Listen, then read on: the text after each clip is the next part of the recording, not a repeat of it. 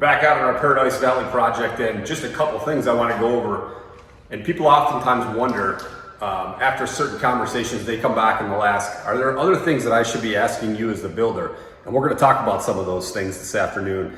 One of the things that you can see behind me, we've got all the rest of the cabinets installed last time we had started installing those.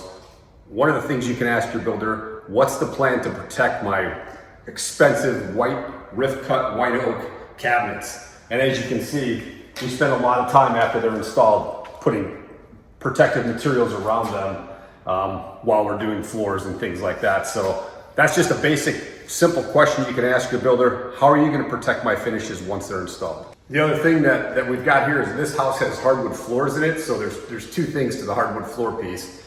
A, are you going to check for moisture content in my slab? This particular house was a tear down and we did salvage the slab, so we've got to check for moisture content.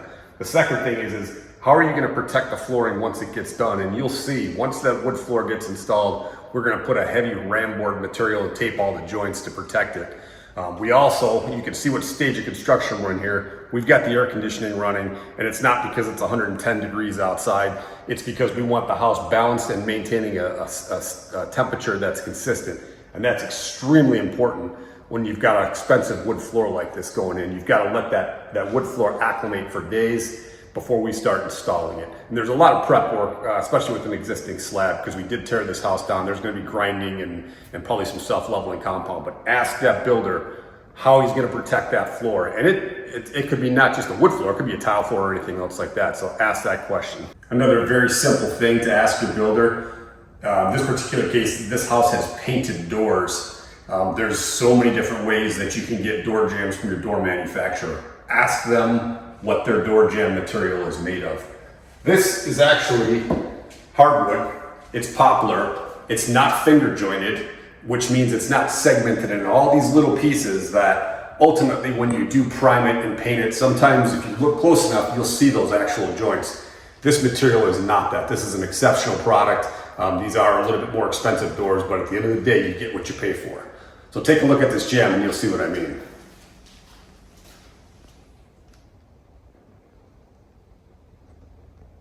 Another really important thing is when you've got big multi-slide, multi-panel doors like this that are very expensive. This could be a $20,000 or $30,000 system easily by the time it's installed. Is A, don't let the foot traffic, don't let your subcontractors go through this door, block it off, lock it somehow, put wood blocking inside of there. The second thing is protecting this track, because these tracks get any sort of rocks or debris inside of them and those wheels are gonna fail extremely quick.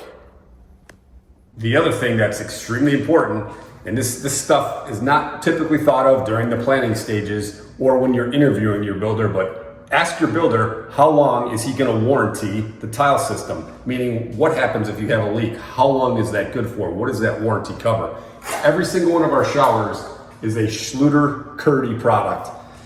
That warranty is 10 years alone for failure. So you should be asking your builder questions like this and not just understanding what the bottom line prices or shopping around for the cheapest price per square foot.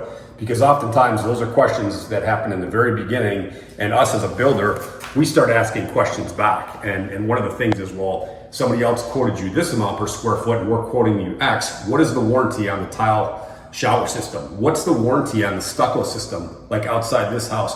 We have a 10-year warranty because we use a Tyvek house wrap and Tyvek certified window installation. We have a third party that comes out and watches how we install our windows, how we install that building wrap, often referred to as a WRB. Extremely important that you should be asking questions like that.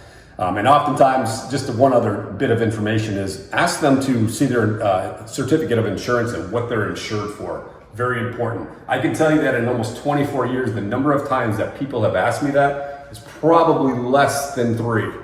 So one last thing here, going back to our interior doors. Once these doors get hung, they eventually will have to get painted, and they'll take them all and they'll line them up in the garage and they'll paint them. But ask your builder, how are you going to protect my doors while the rest of the construction is going on, while the rest of the finishes are going on, while there's dust, dirt, debris? Are you going to stack them and just sit them on my garage floor and throw a piece of plastic over them? Or are you going to do this?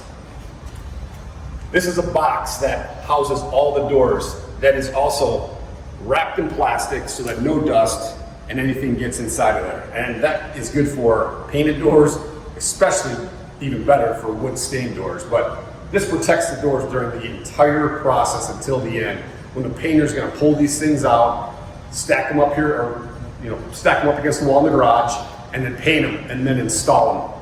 And so they spend very little time actually installed on the job site, which protects the doors. Just one little thing that makes a builder better.